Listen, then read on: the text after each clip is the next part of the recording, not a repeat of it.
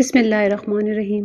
نبی کریم صلی اللہ علیہ وآلہ وسلم کی زندگی قبل از بعثت کے یادگار واقعات میں سے ایک بہت اہم واقعہ وہ حلف ہے جو قریش کے مختلف خاندانوں کے چند افراد نے باہمی طور پر طے کیا۔ نبی کریم صلی اللہ علیہ وآلہ وسلم بھی اس ماہتے میں ایک رکن کے طور پر شریک تھے۔ زیر نظر واقعہ نبی کریم صلی اللہ علیہ وآلہ وسلم کی عمر مبارک کے 20ویں سال کا ہے۔ عربوں کی ساری خرابیوں کے باوجود ان کے اندر ابھی تک اخلاق حسنہ کی بعض باقیات موجود تھیں۔ ظلم کے خلاف کبھی کبھار ان کی رگی حمیت جاگ اٹھتی تھی اور وہ ظالم سے مظلوم کا حق دلانے کے لیے سینہ سپر ہو جاتے تھے۔ قبیلہ بنو زبید کا ایک شخص کچھ مال تجارت لے کر مکہ آیا۔ اس کی بیٹی بھی اس کے ساتھ تھی۔ اس تاجر سے اس کا سامان مکہ کے مشہور اور مالدار سردار عاص بن وائل نے خرید لیا، لیکن اس نے سینہ زوری کرتے ہوئے زبیدی تاجر کی بیٹی کو بھی اپنے قبضے میں لے لیا۔ وہ اجنبی شخص خانہ کعبہ میں آیا اور خانہ کعبہ کا غلاف پکڑ کر بلند آواز سے روتے پیٹتے ہوئے فریاد کرنے لگا، اے شہر مکہ کے شرفاء! تمہارے بااثر آدمی عاص بن وائل نے مجھ سے زبردستی میری بیٹی چھین لی ہے۔ میں مسافر اور مظلوم ہوں، تمہاری خدمت میں درخواست گزار ہوں کہ میری داد رسی کرو اور میری بیٹی مجھے واپس دلاؤ۔ قریش کے کچھ نوجوانوں نے اس مظلوم کی آہ و پکار سنی تو اللہ تعالیٰ نے ان کے دلوں میں یہ بات ڈال دی کہ مردانگی کا تقاضا ہے اس مسافر کی داد رسی کی جائے۔ جب تاریخ میں ہم اس واقعے کا مطالعہ کرتے ہیں تو دل سے یہ بات اٹھتی ہے کہ اللہ تعالیٰ نے اپنے گھر کے اندر ایک مظلوم کی داد رسی کو شرف قبولیت بخشتے ہوئے ان لوگوں کے دل خیر کی جانب آمادہ کر دیے۔ یہ کتنے لوگ تھے اس پر کوئی مستند حوالہ نہیں ہے، البتہ گمان غالب یہ ہے کہ یہ لوگ درجن بھر کے لگ بھگ ہوں گے۔ نبی اکرم صلی اللہ علیہ وآلہ وسلم ان میں پیش تھے۔ یہ سب لوگ اس زبیدی کو اپنے ساتھ لے کر عاص بن وائل کے دروازے پر پہنچے۔ اسے باہر بلایا گیا اور سب نے یک زبان کہا کہ اس مظلوم پر تم نے کیوں ظلم ڈھایا ہے؟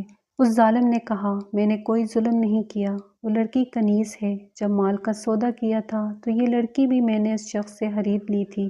عاص بن وائل کا جواب سن کر وفد کے لوگوں نے زبیدی سے وضاحت مانگی تو اس نے کہا، خانہ کعبہ کی عظمت و تقدس کی قسم، میں نے اپنی لڑکی بیچی نہیں ہے اور نہ ہی وہ میری کنیز ہے، وہ میری بیٹی ہے۔ اور اس شخص نے اپنی قوت کے بل بوتے پر زبردستی اسے اغوا کر کے اپنے گھر میں ڈال لیا ہے۔ اس پر وفد کے لوگوں نے سختی کے ساتھ عاص بن وائل سے بات کی تو اس بدبخت نے اپنے جرم کا اعتراف کر لیا اور زبیدی کی لڑکی اسے واپس دینا پڑی۔ لڑکی واپس کرنے کے وقت بدبخت عاص نے ارکان وفد سے کہا کہ میں کل صبح لڑکی واپس کروں گا، ایک رات مجھے اس کے ساتھ گزار لینے دو۔ وفد کے تمام غیرت مند ارکان نے اسے سختی کے ساتھ اس ارادہ بد پر شرم دلائی اور کہا کہ یہ ہرگز ممکن نہیں، چنانچہ اسے اپنے شیطانی ارادے پر عمل کا موقع نہ ملا۔ زبیدی کی بیٹی اسے واپس دلا دی گئی۔ اب اس نے اپنی بیٹی کو ساتھ لیا اور اپنے علاقے کی طرف روانہ ہو گیا۔ جاتے ہوئے وہ اور اس کی بیٹی ان تمام نوجوانوں کو دعائیں دے رہے تھے جنہوں نے ان کی داد رسی کی۔ مظلوم کی بددعا بھی رب عرش تک بلا روک ٹوک پہنچتی ہے اور اس کی دعا بھی۔ وہ قریشی نوجوان خوش نصیب تھے جنہوں نے مظلوم سے دعائیں لیں۔ جب اس تنازع کا فیصلہ بحسن خوبی ہو گیا تو وفد کے ارکان میں سے بعض نے مشورہ دیا کہ اس قسم کے واقعات وقتاً فوقتاً رونما ہوتے رہتے ہیں، کیا ہی اچھا ہو کہ ہم آپس میں حلف اٹھائیں کہ ہم ظالم کے مقابلے پر ہر مظلوم کی مدد کریں گے، خواہ وہ کوئی بھی ہو۔ چنانچہ یہ سب لوگ عبداللہ بن جدعان کے گھر پر اکٹھے ہوئے اور اللہ کے نام پر سب نے حلف اٹھایا، جس کے الفاظ یہ تھے، ہم حلف اٹھاتے ہیں کہ غصب شدہ چیز مالک کو واپس دلائیں گے اور آج کے بعد کسی پر ظلم کو برداشت نہیں کریں گے۔ ہر مظلوم کی داد رسی ہوگی اور ظالم کو اس کے ظلم کی سزا دی جائے گی۔ الفضول کا معنی ہے کہ وہ چیز جو ظلم کے ساتھ چھینی جائے۔ نبی اکرم صلی اللہ علیہ وآلہ وسلم فرمایا کرتے تھے، میں نے عبداللہ بن جدعان کے گھر میں جو حلف اٹھایا تھا، آج اسلامی دور میں بھی اگر کوئی مجھے اس کی طرف دعوت دے تو میں لبیک کہوں گا۔ اس حلف کو حلف الفضول کہنے کی 3 وجوہات بیان کی گئی ہیں۔ ایک تو یہ کہ حلف میں جتنی باتیں کی گئی تھیں وہ اخلاقی فضائل کے زمرے میں آتی ہیں۔ دوسری یہ کہ فضول اس متاع کو کہا جاتا ہے جو جبر و ظلم سے چھین لی جائے۔ تیسری وجہ یہ ہے کہ اس حلف میں شامل ہونے والے افراد میں سے 3 کے نام فضل تھے۔ مورخ حلبی نے اپنی تاریخ میں مزید ایک وجہ بیان کی ہے کہ ان لوگوں نے یہ بھی حلف اٹھایا تھا کہ اپنی کمائی میں سے ضرورت سے زائد مال مہمانوں کی ضیافت کے لیے خرچ کریں گے۔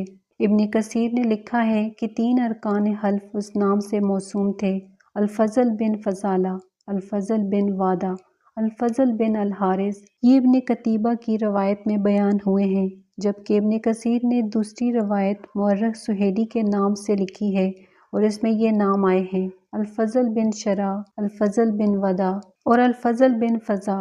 نبی اکرم صلی اللہ علیہ وآلہ وسلم اپنی پوری زندگی میں جب بھی اس حلف کو یاد کرتے تو اس کی تعریف ضرور فرماتے۔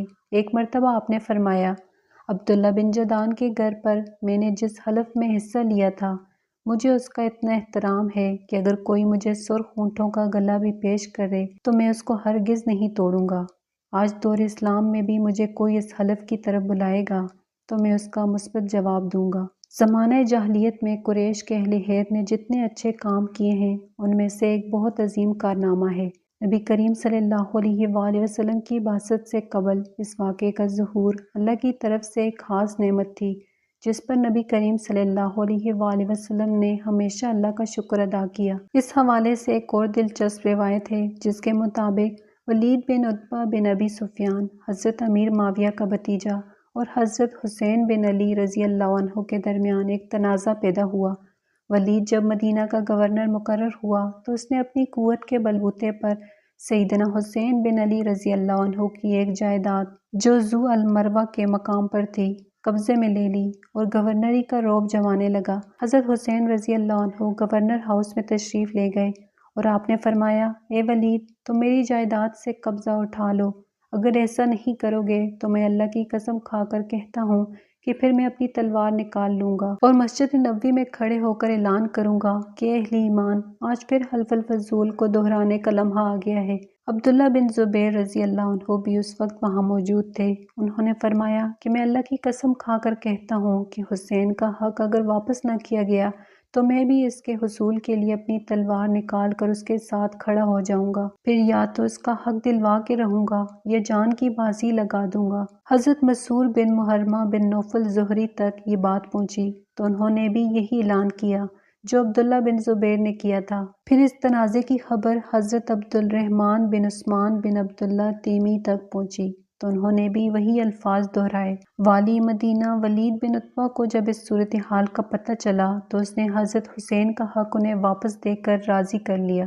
حقدار کو اس کا حق دلانے کی کاوش اللہ کے نزدیک محبوب ترین عمل ہے۔ اللہ کے نبیوں کی آمد کا مقصد بھی قرآن نے یہی بیان کیا ہے کہ عدل قائم ہو اور ظلم مٹ جائے۔ مظلوم کے حق میں اگر لوگ اٹھ کھڑے ہوں تو ہر دور میں ظالموں کو ان کے سامنے گھٹنے ٹیکنے پڑتے ہیں۔